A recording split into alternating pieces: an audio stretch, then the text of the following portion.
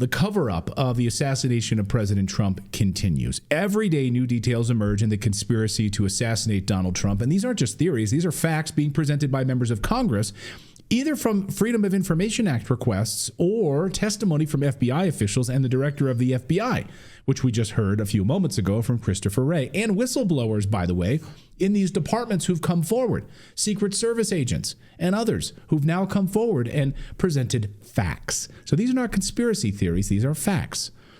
And verifiable cell phone tracking data as well that we're going to present to you today. Something big happened that day, and it was anything but a lone gunman. They want you to believe this guy. This is it? This is the guy? Okay. Did he, a 20-year-old with an acne problem is the guy that carried this out? Sure.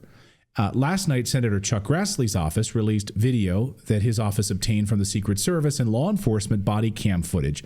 This footage was taken basically over the body of the rooftop shooter, or the patsy, whichever you choose to describe him as. Here they are just casually discussing the second shooter, the water tower, and some massive revelations. I'm going to play the whole thing for you. It's about two and a half minutes or so. I'm going to play the whole thing for you, and then I'm going to isolate a few pieces of this when we come back. I'll let it play in its entirety. Watch. All right, so we don't know. So this is the guy that yes, that they sent yes, Beaver County sniper scene and sent the pictures out. This is him. Okay, all right. Rifle's right there, obviously. Got it.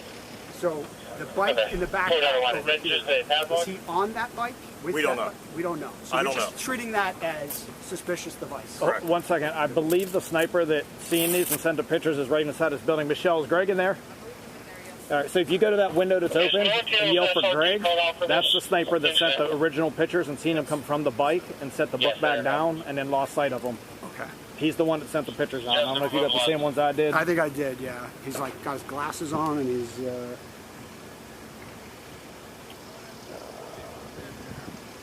So we had the picture of that. I got that. Okay, and then this is his bike with the stuff.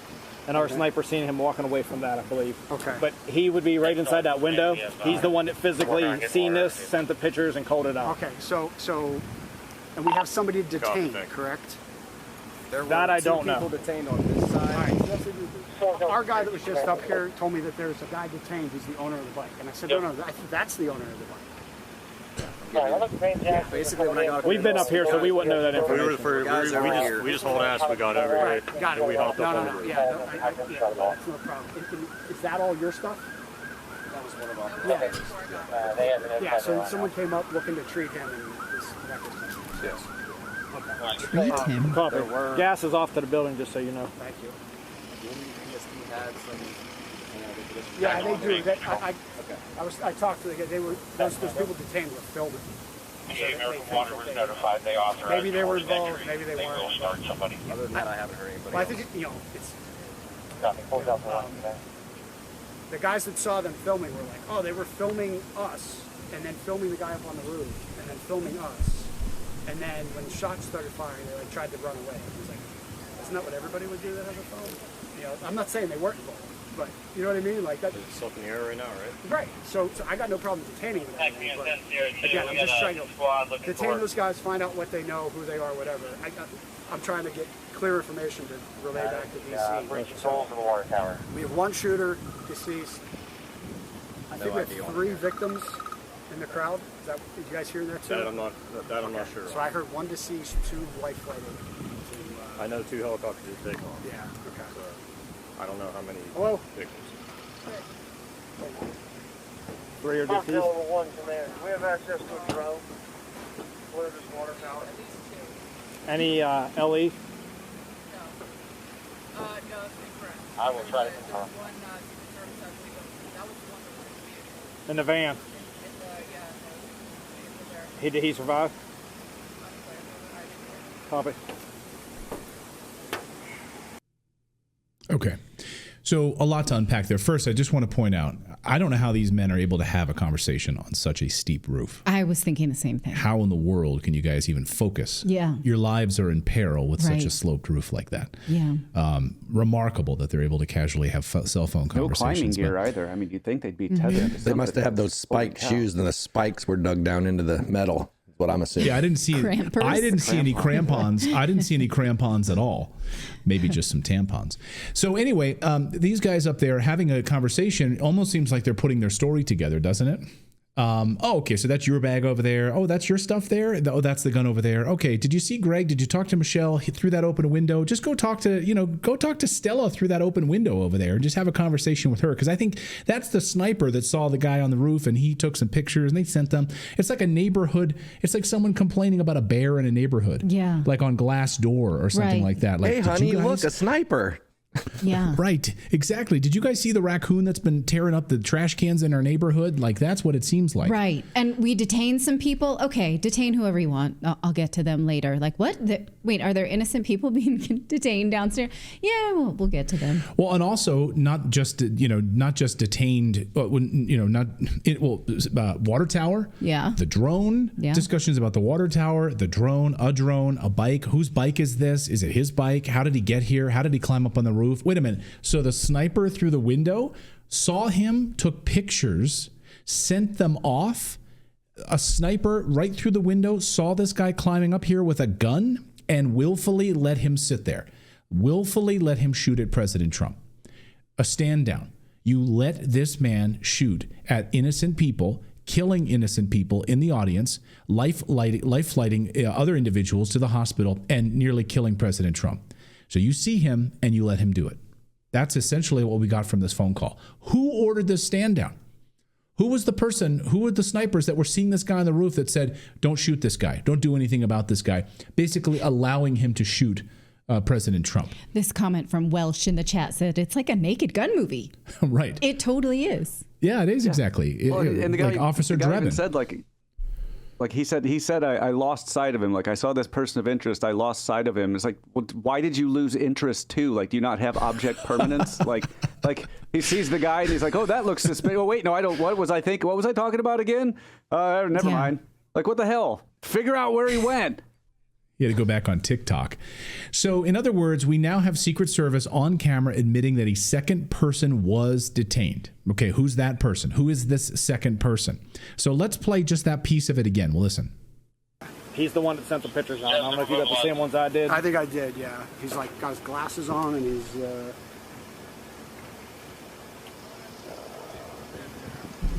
So we had the picture of that. I got that. Okay, and then this is his bike with the stuff. And our sniper seen him Bike walking with the away stuff. from that, I believe. Okay. But he would be right inside that window. He's the one that physically seen this, sent the pictures, and called it out. Okay, so, and we have somebody detained, correct? That I don't know. People detained on this side. Our guy that was just up here told me that there's a guy detained. Okay. So you saw your snipers, not only the sniper through the window, but another individual saw him on a bike and also let him go and let him carry out this assassination attempt.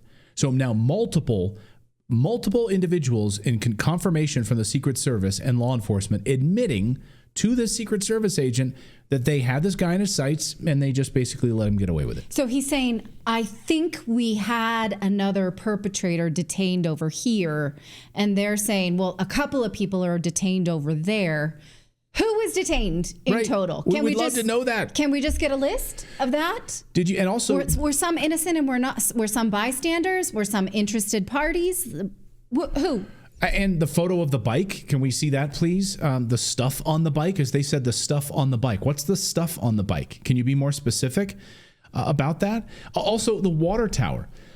Now, I want you to pay close attention to the chatter, not the guys talking on camera. I want you to listen to the radio chatter from the team on the radio, talking about sending a team to the water tower. Listen to that piece of this.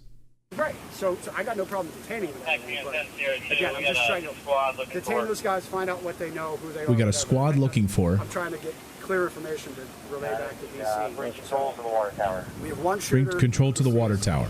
To the water tower. That's the second time the water tower is referenced in this, with a team going to the water tower and a second reference to the water tower in this video. A lot of questions about this cover-up. In addition to the rooftop video, new information about the white van that had allegedly belonged to the shooter. This photo from Billy Toma. This van we confirmed here on this show was found 10 miles away. 10 miles away. The van that was then towed 10 miles away. We spoke to Melody Hook, who was an eyewitness. She was there that day at the rally with her family, witnessed the shooting, witnessed Corey being killed just a few seats away from her, behind President Trump, and then receives a phone call from her friend who lives in the area, FBI police at her house, bomb squad, because this white van was parked in front of her house 10 miles away. Listen.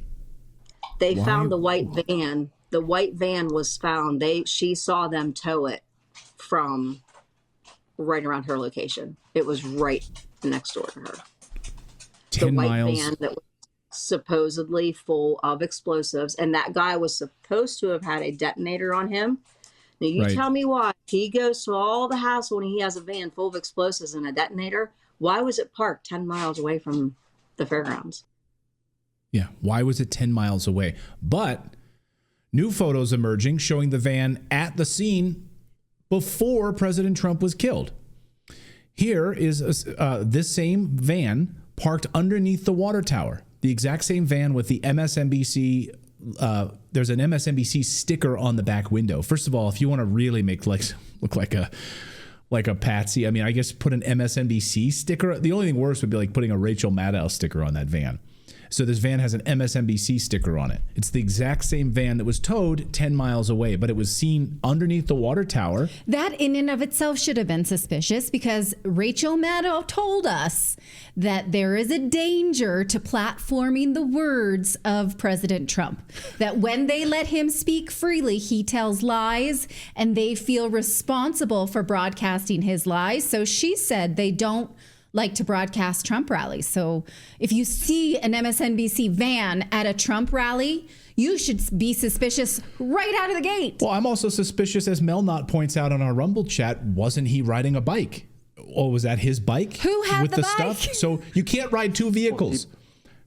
So he parked the van under the water tower, rode the bike from the van to the building, shot him. Then his ghost went back, got in the van, drove it 10 miles, and then I guess the Ghostbusters got him. So case kind of see what the problem is. This is like one of those riddles that you'd give for your kids. You know, okay, you have a canoe. You're on one side of the lake. There's a wolf. There's a wolf and a lion with you. Yeah. How do you get the wolf across the lake with the one canoe without sinking the canoe? Yeah. You know. That's exact. So there's a white van that mysteriously is not there anymore and then is towed 10 miles away.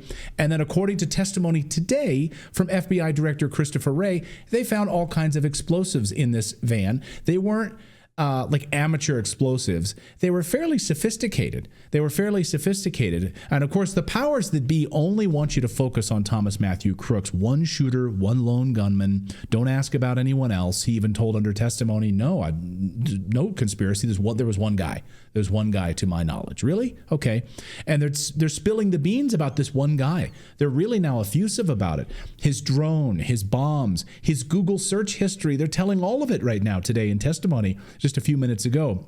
So in front of the Judiciary Committee today, FBI Director Christopher Wray said the shooter, they examined his laptop and said that on July 6th, he did a Google search for how far away was Oswald from Kennedy. Watch.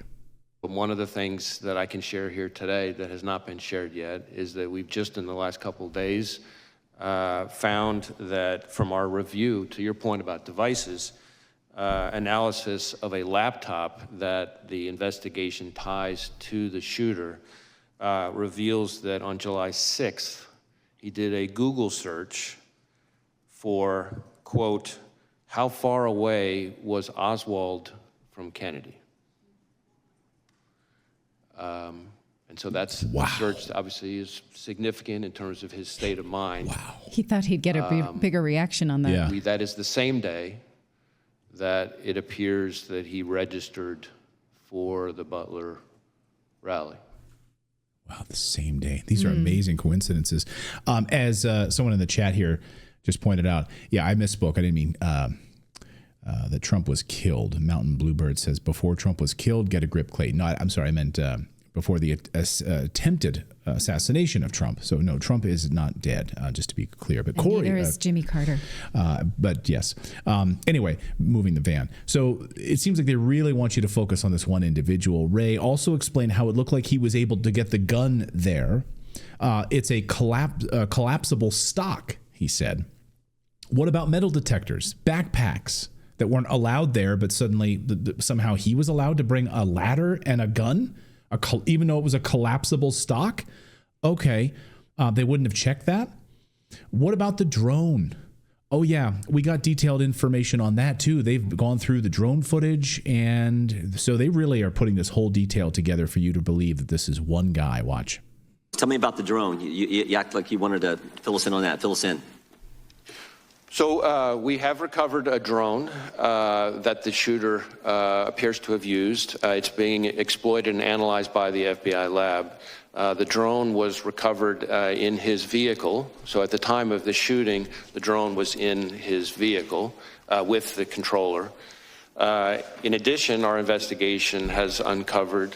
Do you know what time of day he flew it, and if he flew it on the day of the shot? Yeah. Oh, I'm sorry. Go ahead. So in addition, it appears that around 3:50 p.m., 4 o'clock in that window on the day of the shooting, that the shooter was flying the drone around the area 2 hours. About 11 minutes. I want to be clear, but when I say the area, not over the stage and that part of the area itself, but I would say about 200 yards, give or take, away from that. We think, but we do not know. So again, this is one of these things that's qualified because of our ongoing review, that he was live streaming, viewing the footage from that, again, about 11 minutes in around the 3:50, 4 o'clock p.m. range. 2 hours before, he's flying a drone in the vicinity of the route. About 200 yards away, yes. Yards. Okay, that's important information. What about the bombs that we've heard about in the shooter's car?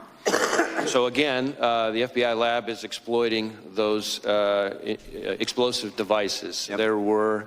We've recovered 3 devices, 2 in his vehicle and 1 back in his residence. Are these what you would call, your experts would call, sophisticated operations, or this? I don't know. That's what I've been told by people who have some understanding of this area. Yeah, I think it's.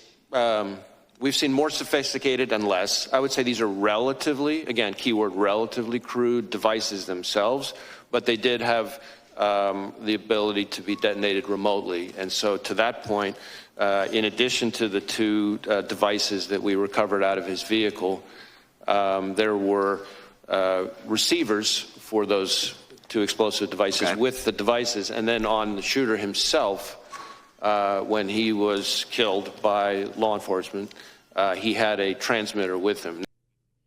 So G. Fontes, thank you for your $1 Rumble rant, says, and this is the point I wanted to make, and thank you for making it for me. Christopher Wray has never before answered questions from Congress about any ongoing investigation. Why now? Right. He was like a 13-year-old girl, talking like, like, oh my God. You want to know something else about Thomas Matthew Crooks? He also loved to play, lacrosse. It was on and on and on. Every little detail you could possibly want to know about this guy, Christopher Wray, is out there telling us all about it, which is stunning. What about the ladder? Don't you find it very reminiscent of the Kennedy thing? Because it's like, they have their narrative, and you have people during Kennedy saying there was a second, third shooter from the grassy knoll, all this other stuff, but those people are painted conspiracy theorists. They're crazy. And so it's like they have this narrative they're trying to push again with the solo shooter. And then for 61 years, the Kennedy thing has been wrapped up and sealed, and they won't give you more information. So they're saying they're going to be transparent, but they're obviously pushing a narrative because people are saying there's more information, and they're not even talking about that. So they want us to believe it was one person again. It just feels so reminiscent of the Kennedy thing. Oh, absolutely. And of course, we had to wait till a House investigation for them to say there was a conspiracy, decades later in the 1990s. Alberta Prepper says he just said he found the drone in his vehicle 10 miles away 2 hours before. He must be a marathoner, as it takes a person 3 hours to walk one way. Yeah, again, how is this guy getting there 10 miles from his vehicle? He's got a bike, he's got a drone, all of these. He's got a backpack, he's got a collapsible stock, a gun. He's also got a 5-foot ladder and a larger ladder, we now know. Mm-hmm. So according to Thomas Massey, asked him about this question. What about the ladder that he brought? Any info there at all about this ladder? Oh, yes, he even had a bloody receipt for purchasing the ladder. They found a bloody receipt right inside of his pocket. Watch. Do you have possession of that 5-foot ladder and the other ladder? And do you know how the taller ladder got to the scene? So this whole business about the ladder is something we're drilling into more. We do have possession of the 5-foot ladder that he purchased close in time to his attempted assassination. That we've traced the purchase of that ladder from a receipt, a bloodied receipt that he had on him at the time his body was recovered on the roof. A bloody receipt. Because, That's amazing. He may have wanted to return it after. Right. He's like, I've used it. I don't need it. To Home Depot after. What is all this blood on this receipt? Don't mind that. That's amazing, though. A bloody ladder receipt on his body. It's just like finding the passports on 9/11, right? The bloody passports of the World Trade Center bombers, right? In the rubble, unburned. Oh my God, they're passports. These were the guys flying the plane. Not to return it later, or maybe he wanted to put it on his expense account to the CIA.